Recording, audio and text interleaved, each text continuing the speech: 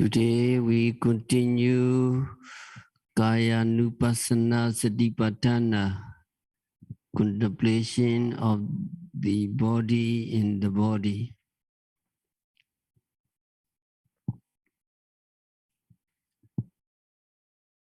Punacha param bhikkhave bhikkhu giccantowa giccamiti pajanati. Titawa titamiti pajanati niseinowa niseinomiti pajanati seyanowa seyanomiti pajanati yata yatawa panasakaya panihitohoti tata tatthanaṃ pajanati. Buddha said, and again, bhikkhus, a bhikkhu knows I'm going when he is going. He knows I'm standing when he is standing. He knows I'm sitting when he is sitting. He knows I'm lying down when he is lying down, or just as his body is disposed, so he knows it.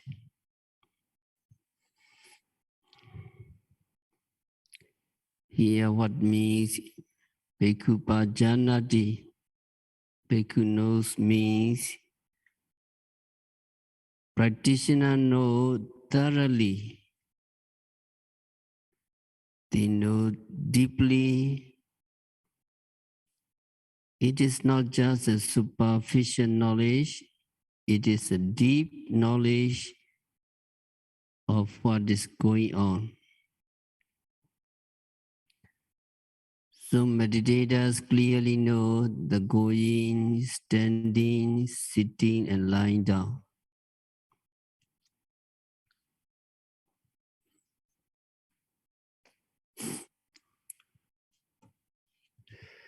So when we practice vipassana meditation, we must have that kind of ability. We need to remember, do not add anything, the unreal objects. And do not take anything real from the objects. That means yogis are able to take the objects as it is without any addition.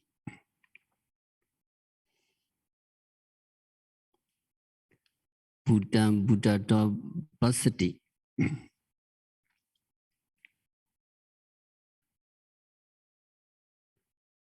We need to observe the body as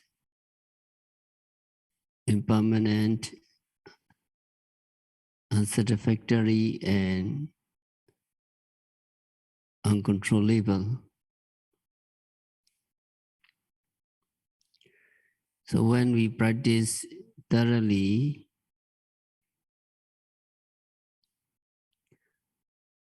we will understand the phenomena nama-rupa as they really are. So there's a difference between the understanding of practitioner and that of those who do not practice meditation regarding walking, standing, and so on.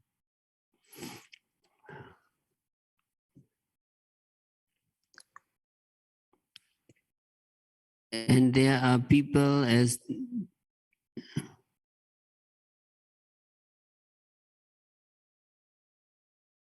there are now who said that knowing I'm going when I'm going is just ordinary. Everybody knows that he is going when he is going. They might say even dogs, fox, no, they are going. when they are going. If knowing I'm going when I'm going is said to be meditation, then they may say, we are meditating too. Although we do not sit down like you meditate, still we are meditating because we know we are going when we are going. So the reply to such people is that there is a big difference between the understanding of those who do not practice meditation and the practitioner of those yogis who practice vipassana meditation.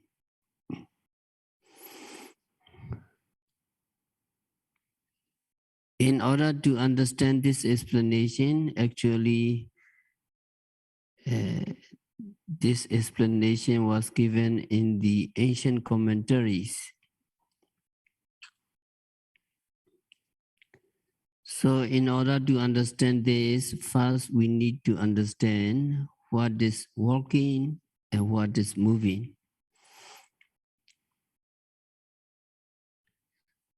What are involved in what we call a movement?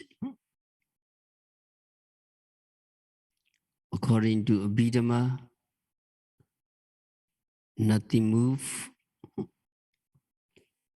So there is nothing that moves, whether it is nama or rupa, whether it is mind or matter.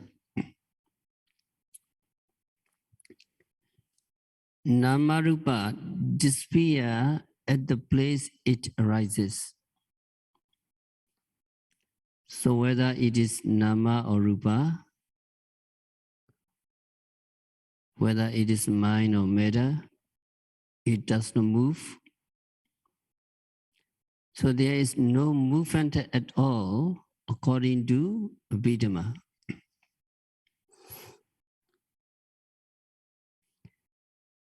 But we are moving. We are going, we are walking. We are moving our bodies, we are moving our hands, we are moving our legs and so on. It is not easy to accept that there is no moving, because there is moving. We are moving all the time. But on the ultimate analysis, there is no moving.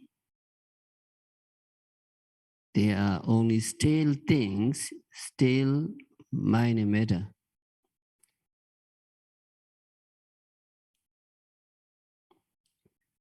But these mind and matter, these nama rupa, arise and disappear in so rapid succession that we think that there is movement.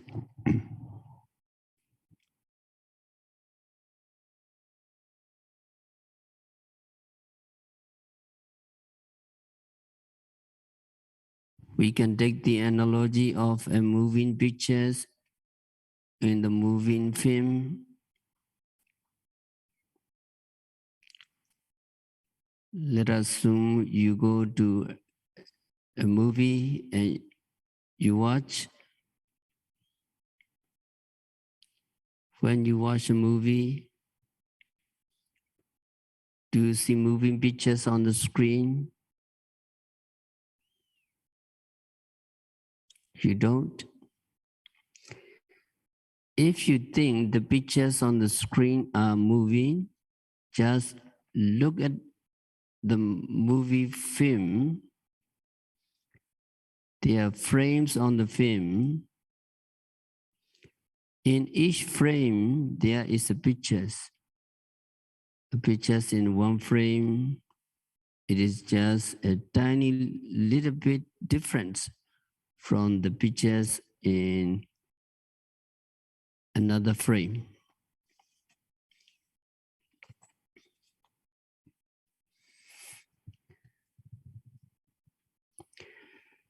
They are very small, almost imperceptible difference.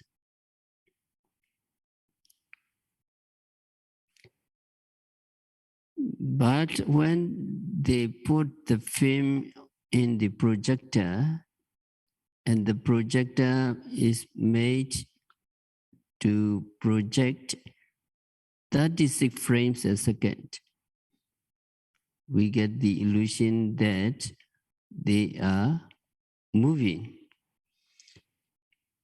But actually the pictures of frame number 1 is projected. It does not move, but it disappears immediately after it is projected. And then next moment, the pictures of the frame number 2 also is projected on the screen. It does not move and then disappear again. But we are not so quick. Our vision is not so quick that we are unable to see the individual pictures come and go. What we see is we conjured up in our minds the movement because we retain the pictures we saw a moment ago and connect it with the pictures we now see. So there is an illusion of movement, but actually there is no movement at all, just the individual pictures appearing one after another in rapid succession. That is just about 36 frames a second.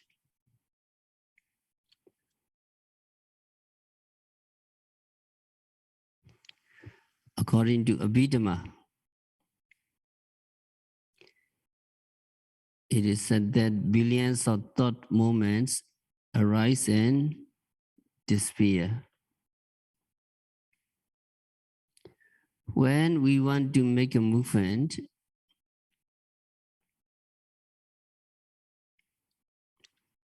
let us assume that there is a movement. When we want to make a movement, first there is the intention in our mind to make that movement. We want to move.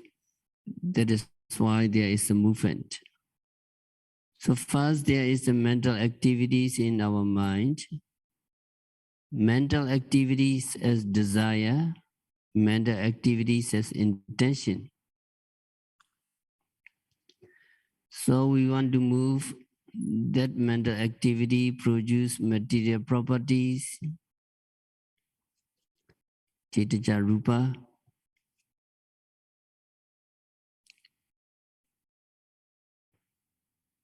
Now you want to move. That activities, that desire may last for 1 second or 2 seconds. During these 1 or 2 seconds, how many thoughts moments arise and disappear? Billions of thought moments produce billions of material properties, or billions of thought moments create billions of material properties. They are called Vayu Dhatu, wind element, or air elements. There are 4 essential elements among the material properties. Prithvi Dhatu, the elements of earth, Apo Dhatu, elements of water, Vayu Dhatu, elements of air, Tejo Dhatu, elements of fire.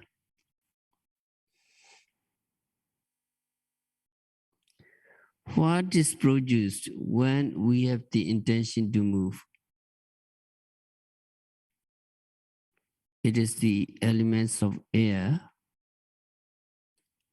and billions of particles of elements of air are produced, and also billions of all air elements disappear. So some disappear and some arise new. That creates illusion in our mind that we move or we are moving. But actually what we call moving is just the increase in the material properties of air elements in our body. That is what we call movement. In this movement, in this something that we call movement, we do not find any abiding entity. We do not find any person. We do not find any man or woman. We do not find any soul. So first we must understand this, what we call them, mechanism of moving.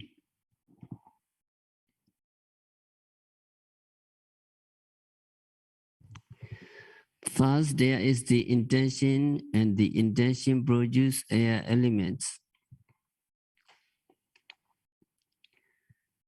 So the air elements produce what is called kaya viññati, bodily intimation.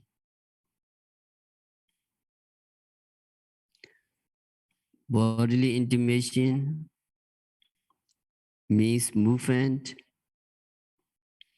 and moving forward of the whole body by the diffusion of the air elements caused by mind is called going.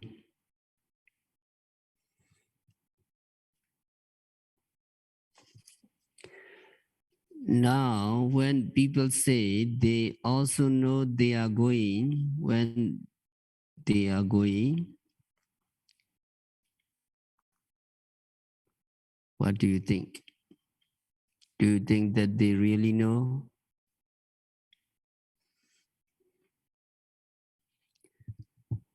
Now we can examine.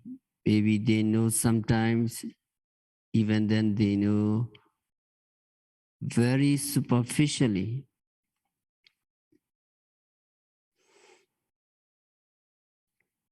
They know means they are aware of that they are walking in a very superficial way.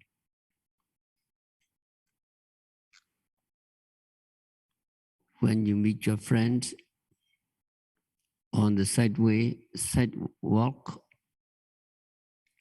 and you can ask your friends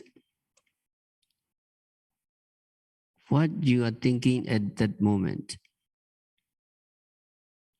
Probably your friend is thinking of something else other than the walking. He may be thinking of his home, he may be thinking of his office, he may be thinking of the problems. He may be thinking of his plans, or he may be thinking of other things.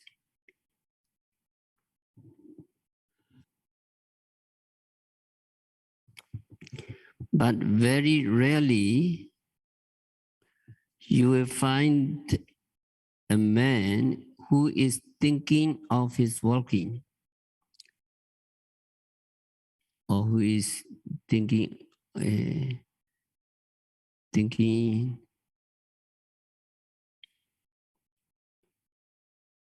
who is aware of his walking. So their understanding is very shallow, and their understanding is with the view that they are person and they are the same persons as they were a moment before. So their understanding cannot be called kammatthana, meditation, because meditation is defined as bhavana kama miwa uttarotari bhavana yatana. The work of development, which is the cause of further development. But their understanding cannot cause further development. So their understanding cannot be called kammatthana, meditation. So when they say they know, they do not know every time the intention to go and the material phenomena that moves arise. So every time the intention arises and the material phenomena arise, they don't know. They may know very infrequently, or they may know sometime only. They do not know intention and rupa, matter separately. When they say they know, I know I'm going when I'm going, what they say is mind and matter together.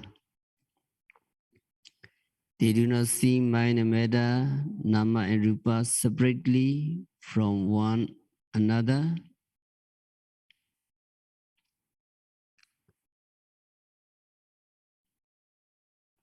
They cannot distinguish nama and rupa. They cannot distinguish mind from matter. They cannot distinguish matter from mind. They take themselves as a whole. They take themselves as one whole unit, one solid. They do not know separately the intention, which is mind, and the movement, which is matter.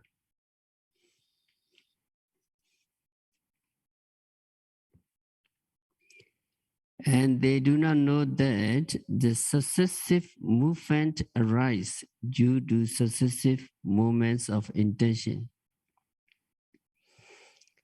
Even though intention may last for 1 or 2 seconds, there are billions of moments of intention. These billions of moments of intention arise one after another. They arise in a very rapid succession. Due to the arising of very rapid succession of intention, there is a successive movement. They do not know in that way, and they do not know that there are only 2 things at a time: successive intention and successive movement. And another, they do not know that there is just the intention and the movement itself. They do not know.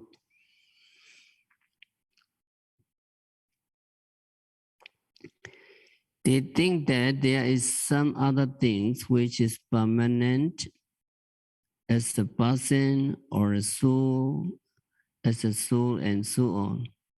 So they do not see for themselves that successive intention and successive movement arise and disappear at the very moment.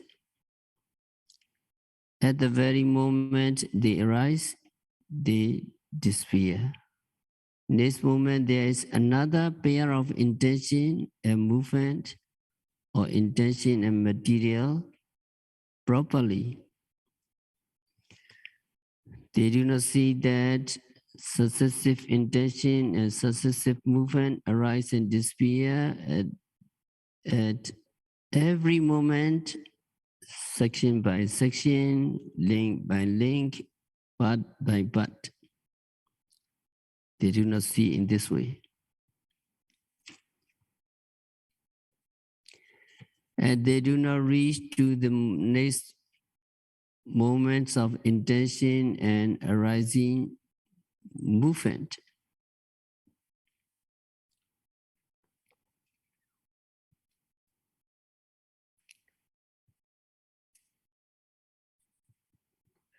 So one pair of mind and matter arise and then disappear. It does not exist until the next moment. It does not exist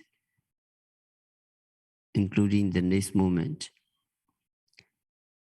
At this moment they arise.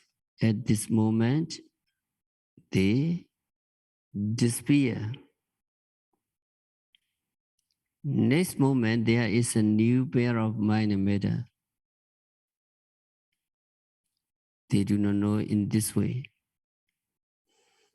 What they say they know is just very superficial knowing, and even that they know is just once a while.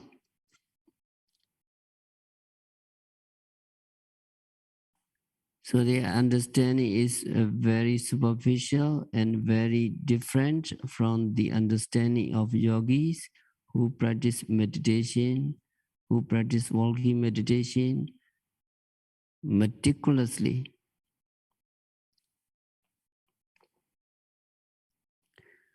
So when you practice vipassana meditation, you pay close attention to the what is happening at the moment. You pay attention to the lifting, moving, pushing, and then shifting. And so there is a moving forward. When you apply mindfulness to these activities, and when your concentration gets strong, then you come to see the movements of walking or whatever in their true perspective.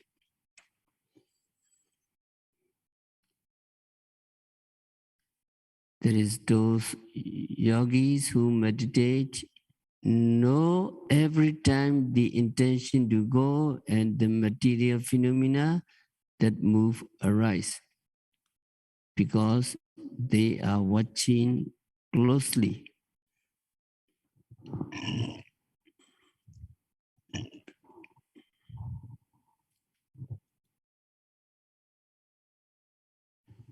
Since you are watching closely, since you are paying attention, you see the intention arise, and then every time the intention to go in the material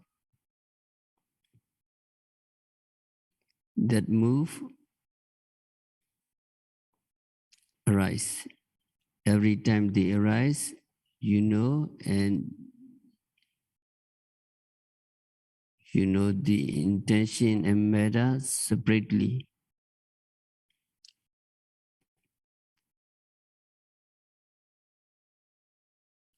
Now, those yogis who practice meditation know that there is intention and the movement that is separate from the intention. They are two different things, not one mixed with the other. This also yogis comes to know through the practice of mindfulness and through attainment of concentration. And yogis know that successive movements arise due to successive moments of intention. These movements arise due to the successive moments of intention because there are successive moments of intention. There are successive movements arising. If moments of intention no longer arise, there is no moving. there will be no moving because there is no intention. Suppose you want to move and you make notes of intention to move. If the intention really disappears, you may not move because there is no intention now. So when there is no intention, there is no moving. This also yogis comes to know through concentration, because yogi captured intention and movement clearly. And then they know that there are only two things at a time, successive intention and successive movements, and none other. So when you pay really close attention to the walking, you come to see that there are only two things at the time of walking: the intention that produces material properties and the successive movement. Just these two things and nothing over and above these two things, which we can call a person, which we can call a being, which we can call a man or woman or a soul.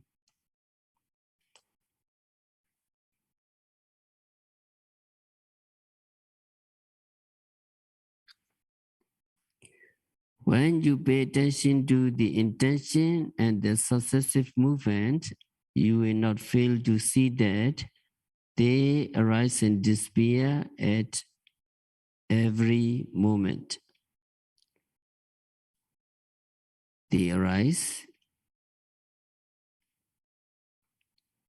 bit by bit, link by link, part by part. Although they seem to be connected,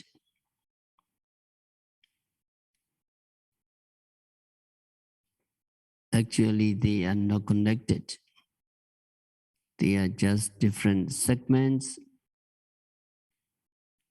They are just different parts, but one close to the other.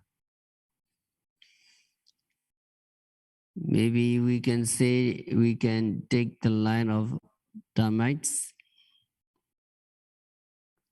When you look at them from a distance, you think that there is the line of termites there. But actually there is no line of termites there, just the termites. When you go close and look at the individual termites, you lose the notion that there is lines of termites. Just the individual termites at a given point.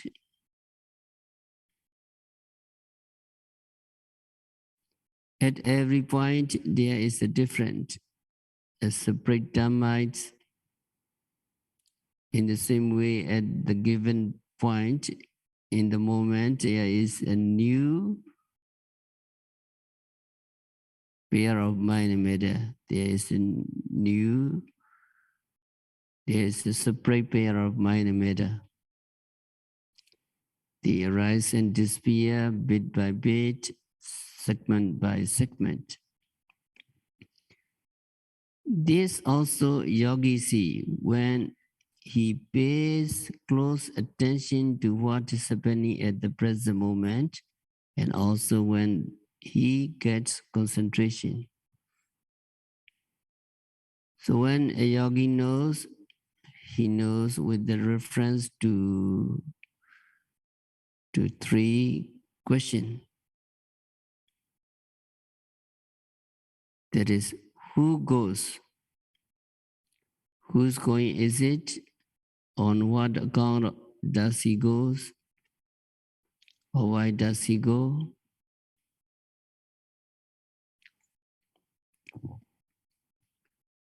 Ko gichati, who goes? A person goes. The answer is no living beings or a person whatsoever. There is just mind and matter arising and disappearing. In the ultimate analysis, we do not find any living beings there, just mind and matter arising and disappearing, performing their perspective function. So the question, who goes? You can answer, nobody goes. No living beings, no person whatsoever.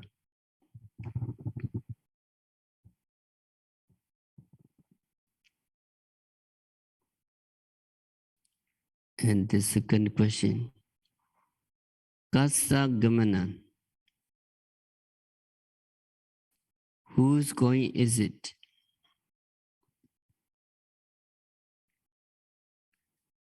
Kasachi satasawa pukulasawa nagamana. The answer is nobody is going. Since there is nothing we can call a person, the going is not the person properties or that person properties. So the question, whose going is it? Not the going of any living beings or a person or a atta or self.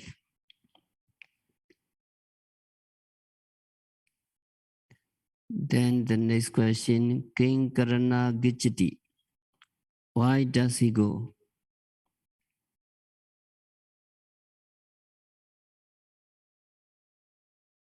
He goes because of the diffusion of the air elements caused by mind, caused by intention. So why does he goes?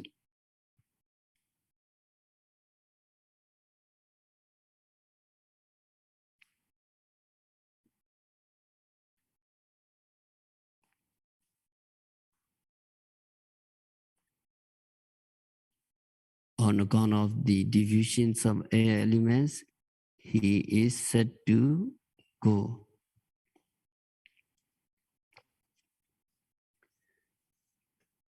So does he go or does he move? Conventionally he does, but in the ultimate sense, he does not go, he does not move, because even there is no he, just the mind and matter. When yogi knows the correct answer to these three questions, he is said to understand the movements and he is said to understand the actions according to reality. When a yogi sees this way, he understands that when we say I go or he goes, it is just for the sake of convenience of usage. We have to use these terms, I go, he goes, and so on, for the sake of usage, for the sake of convenience in communicating to each other. Because we cannot say Nama and Rupa go, mind and matter go, Nama Rupa sit, mind and matter sit, and so on. We do not say, we cannot say. So we have to use I, you, he, designating the person, and so on. But in reality, there is no person, there is no man, there is no woman, there is just mind and matter, there is just Nama and Rupa.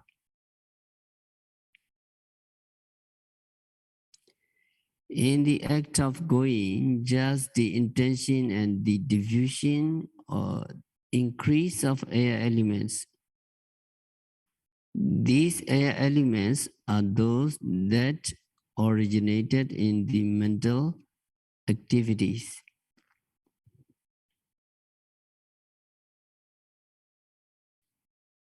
So a ship goes by the force of wind, and an arrow goes by the force of bowstring.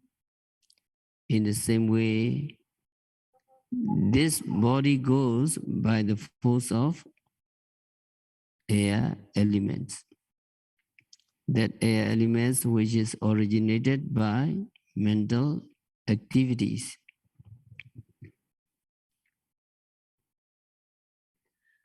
So in the same way, we move, our body goes, our body stand, our body sit, motivated by the strings of mind.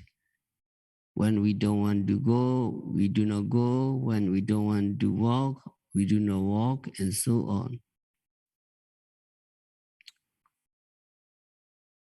When yogi practice thoroughly, and they can capture the kinds of intention and the movement clearly. So who is there in this world that can, without causes and condition, by his own power, sit or go? So can we sit without the intention to sit? Can we go without the intention to go? The answer is no. So that is how yogis understand going and other activities. That is when they practice meditation and when they apply mindfulness to what is happening at the present moment.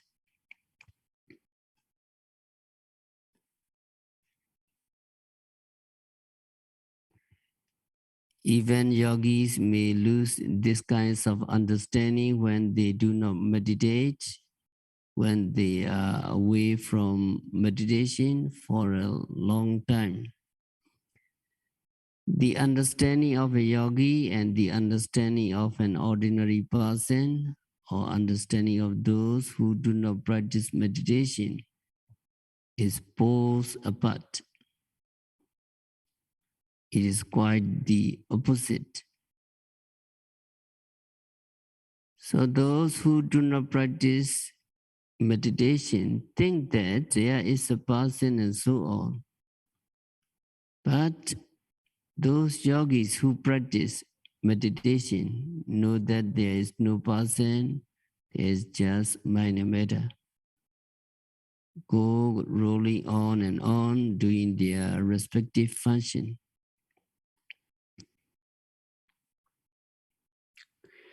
So this correct and deep understanding yogi can get just by paying attention to what is happening at the present moment.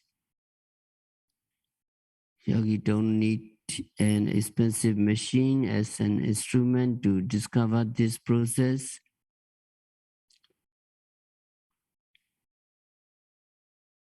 So yogis just need mindfulness. You just need to use mindfulness as a tool to discover the secret of what we call walking, pulling, sitting, and so on, and what we call movements. So according to Abhidhamma, there is nothing that moves, and we can verify the statement by knowledge through our personal experience. In order to get these kinds of knowledge, we need to practice meditation. We need to practice Satipatthana Vipassana meditation. So we have to stop our discourse for today. By practicing Vipassana meditation, by observing every phenomena occurring at the six senses, by noting rising, falling, sitting, standing, walking, seeing, hearing, smelling, continuously and meticulously, may all yogis be liberated from all suffering. May all yogis realize the real peace in the very near future. Sadhu, sadhu, sadhu.